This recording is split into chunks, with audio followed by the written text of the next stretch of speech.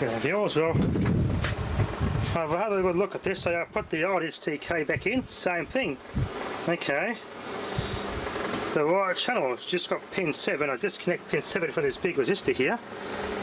Obviously no power there. Fault cleared, so it's inside this integrated circuit somewhere, or where that comes out from. Because that resistor gets hot. All the transistors, I took all the driver transistors out of the surrounding circuitry. All those transistors tested fine. I tested some of the caps, fine. I guess I should check these resistors and see if any might be open. But it's just, as soon as I power it up, the amplifier just shorts out in that channel. And I get 35 volts and I put a current meter across it, 2.8 amps at 35 volts going through the speakers. I disconnect them and put a bloody car H4 headlamp in there as a ballast. They go up pretty bright, so 35 volts at 2.8 amps, that's quite a serious amount of power going through that. The fault is somewhere in here. It just seems to look it's a STK, because the new one did it too. I took that out, put the old one in, same thing. It, well, initially it worked for about, I don't know, 10 seconds. Then all of a sudden I did that fault, it shorted out again. Put this new back in it, did the same thing. It was 5 seconds, then it shorted out again. Normally it's a driver transistors that cause that, and they'll be stuck biased, and it's just stuck biasing that voltage. But in this case the transistors are all testing fine. So that's got me stumped.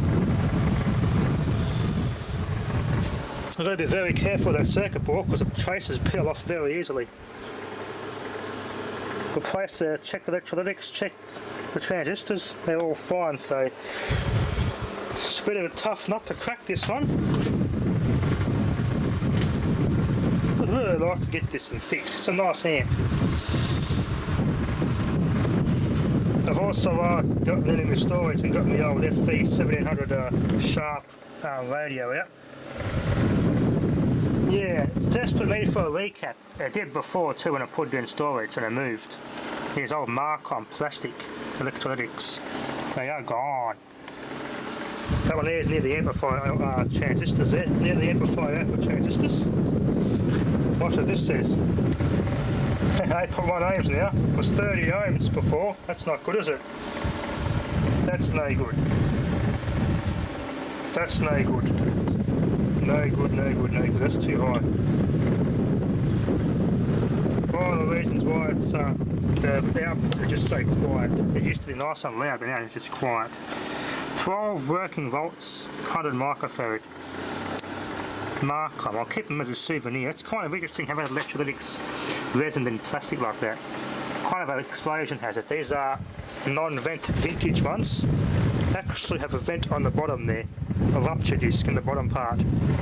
These are old Nido capacitors, Japanese ones from here. They've got vents in the bottom there, a rupture disc. Anyway, let's start recapping this radio, get the volume back here I should be. Yeah! Oh, I fixed it! Swedish DJ and producer died in Moscow, Oman. Swedish DJ Avicii was pronounced dead today. People around the world who aren't familiar maybe with dance music, give us an idea of his significance. Pretty good on power, and loud! Most influential dance producers we've had ever. A bloody plastic, all tested open circuit. Open circuit, the bloody lot of them. Appears on our album of the week, Phoenix. All these Marcom plastic drylytics, they're just completely open circuit and dried. You might as well just stuck 2 electrodes in baby diapers, just as bloody reliable. The dash is a negative. I had to take careful attention to that. What a bloody nightmare. Shit for construction, but it's good quality. Just when it comes to servicing, it's an absolute nightmare. There we are, 5 microfarad, 10 volts. A plus sort of 10 microfarad, 30 or 50 volt. Another one there, open circuit, 100 microfarad, 12 volt. Another one there, 100 microfarad, 12 volt, open circuit. Unreliable capacitors. I've got that sorted out. Now I can put this thing back together now carefully without breaking any wires off, which is working good. Well, I've got it back together, viewers, but I forgot that this little bolt pinches a dial cord and it cut it. Bugger! Now I'm going to have to go through hell and back just to rewire this damn thing. Oh well, I'll have to go dig out the schematics, re-study the diagram how this dial cord goes. Son of a bitch!